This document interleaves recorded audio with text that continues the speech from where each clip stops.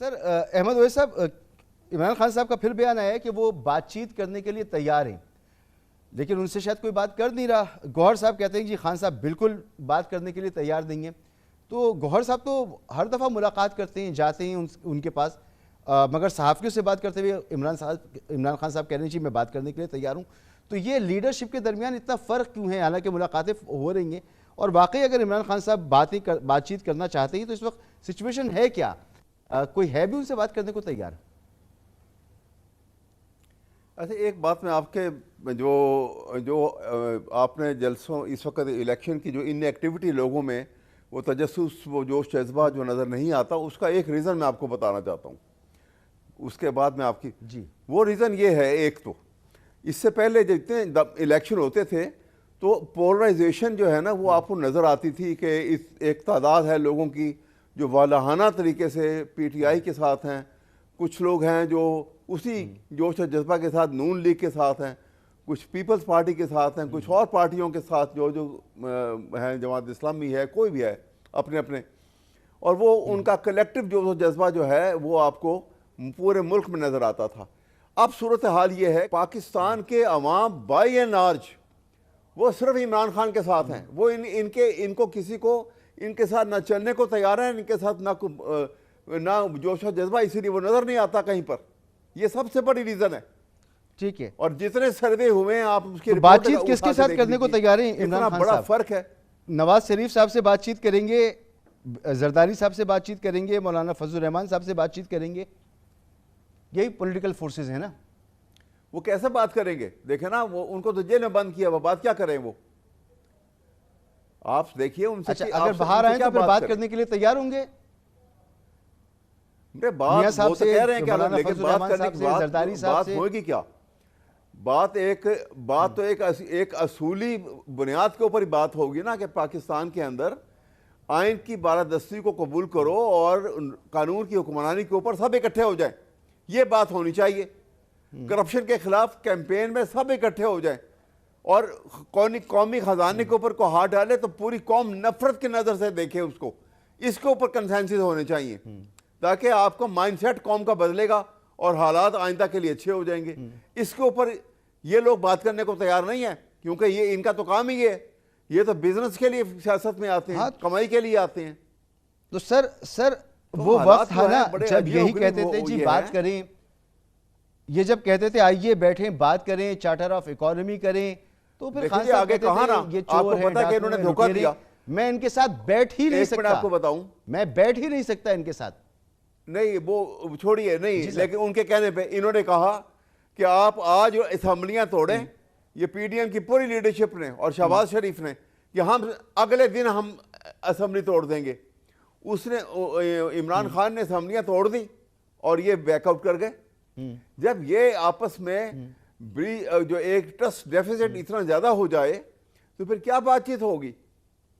Sir, और trust था कब? क्या हुआ अहमद साहब, उसको नुकसान कितना हुआ मुल्क को? कभी भी इमरान खान साहब ने ट्रस्ट किया ही कब है? ऑनेस्टली देखे ना, कभी इमरान खान साहब ने इनको बात करने के काबिल ही नहीं समझा।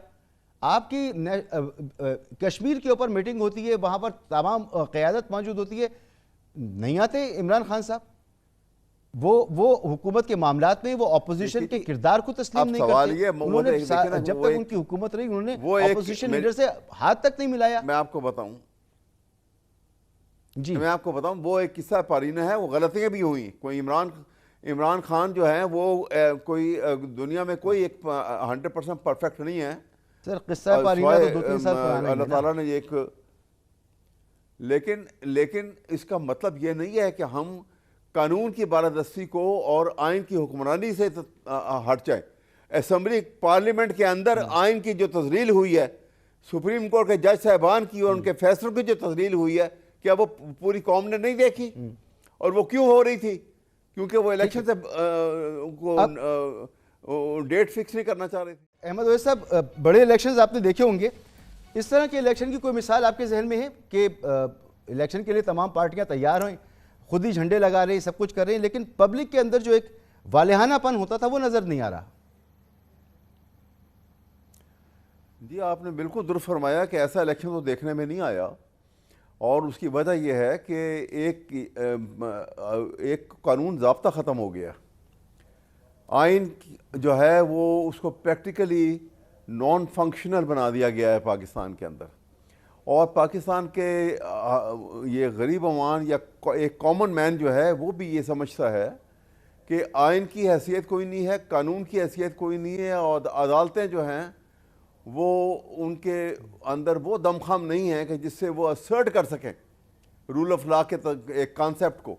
और एक ताकत जो इससे अलग बैठ के इनकी स्ट्रिंग पुल कर रही है, जिसका ताल्लुक जो है वो किसी सूरत भी सियासत में आने का नहीं है, लेकिन वो तमाम रोल जो है वो उन्हीं के जिम्मे है और वो ये कंट्रोल कर रहे हैं। और एक आदमी को मगर अहमद वैस साहब, अदालत ने ही तो इलेक्शन की तारीख दिलाई है।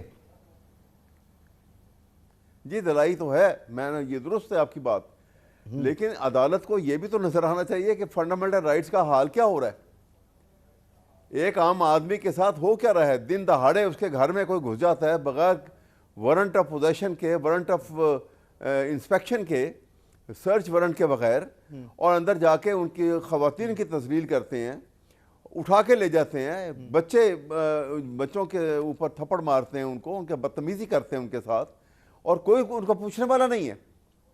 आप देखिए ना, जब ये सूरत हाल होगी तो लोग खामोश होकर बैठ गए हैं और अपने इजहार जो है वो जब अगर ये इवेंचुअली हो गया तो वो अपने वोट का इजहार जरूर करेंगे, और उसमें अगर रिगिंग होगी वोट का इजहार वो करेंगे, आप ये कहते हैं डिस्टेबलाइजेशन हो जाएगी और ज्यादा।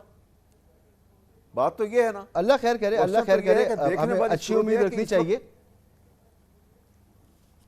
जी सर, नहीं रखनी चाहिए बिल्कुल। आपकी सेनेटर साहब, आप तो कहते हैं कि आइन के नजदीक क्या वजह है चीज हो और आइन को बालातर जो है बनाया जाए, और हर अदारा, हर शख्स जो है वो आइन से सबसर्विएंट हो, आइन के ताबे हो।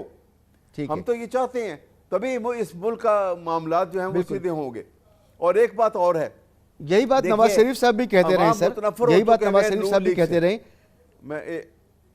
अच्छा सेनेटर साहब, ठीक है, मैं जो आपके एक दूसरे पर इल्जाम हैं वो तो ठीक है, इलेक्शन का मौका है, एक दूसरे के आप राइवल हैं, लेकिन आप भी इस बात से इत्तेफाक करेंगे कि आवाम का वालेहानापन नजर नहीं आ रहा, हर तरफ से यही खबरें हैं।